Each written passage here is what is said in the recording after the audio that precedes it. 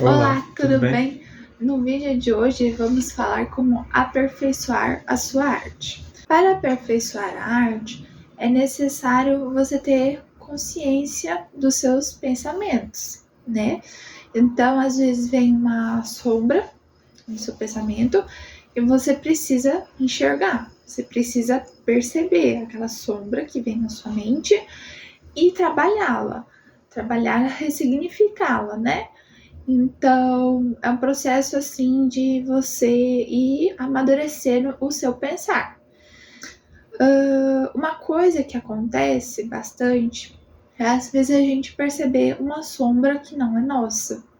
Às vezes vem de um outro ego, né? Que não é o nosso ego que a gente está acostumado.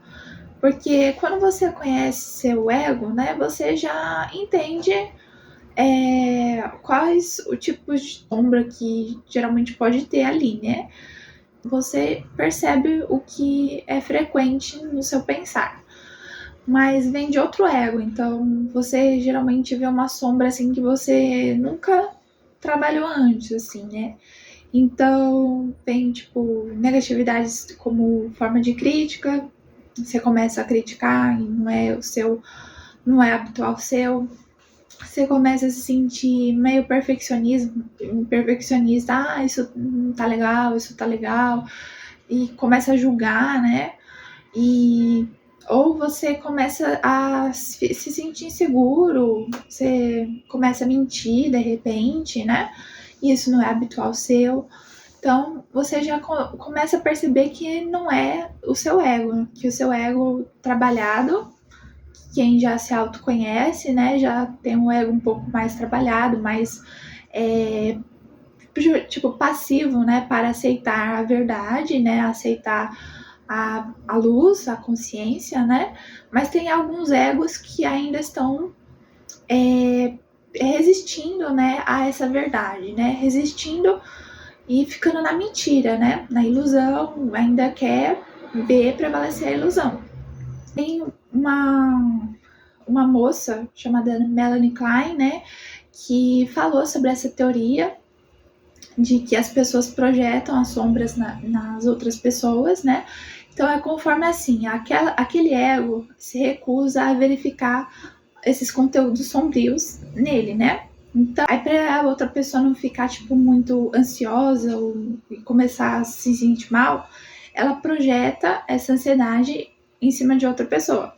Ou seja, aquele corpo que está ali do lado se torna uma tela em branco e aquele conteúdo mental daquela pessoa começa a projetar naquele corpo.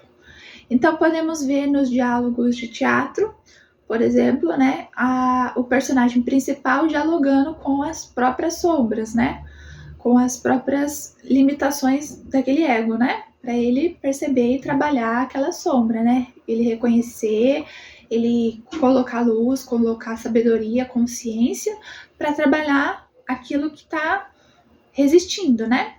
Só que o que acontece é que às vezes convivemos com pessoas com egos não trabalhados, resistentes e que querem viver na mentira, ainda não querem se entregar e se dissolver para a verdade. Então fica um pouco difícil a convivência com esses tipos de ego, né? Então é necessário um distanciamento, tipo assim, respeite aquela pessoa, acolha com amor se algum dia for precisar de ajuda, mas assim, conviver é meio difícil para você mesmo se sentir saudável, né? Porque você se torna a tela em branco e você recebe toda aquela carga negativa em cima de você. E aí fica difícil conviver e viver até, né? Porque às vezes a sombra é muito grande e a gente não consegue trabalhar, porque é resistente demais, é muito inconsciente e não dá para conviver. Então, uma coisa que o Eric agora vai falar são sobre os trabalhos com artes que podemos fazer, né, para a gente se autoconhecer sempre e trabalhar essas projeções, né, que fazemos para as outras pessoas serem de luz, né, sempre de luz, que a gente enxerga sempre a nossa luz no outro, né? E a gente enxerga a nossa própria luz na gente mesmo também. Então, Eric vai falar sobre artes, aí que a gente pode estar trabalhando para integrar essa sombra. Então, há diversos meios da arte que você pode trabalhar, né?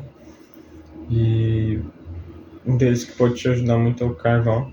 O carvão pode te ajudar muito a trabalhar com esse lado das sombras, né? Que você pode ter. E busque novas técnicas, né? Novos jeitos de você trabalhar com carvão.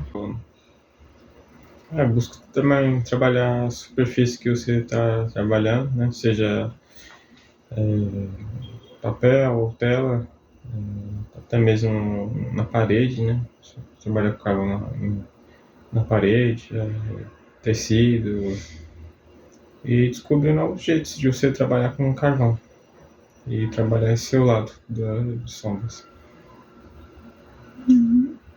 Então, que você perceba a profundidade, a intensidade, quando você for desenhar com carvão, a luz e a sombra, né? E vai iluminando, né?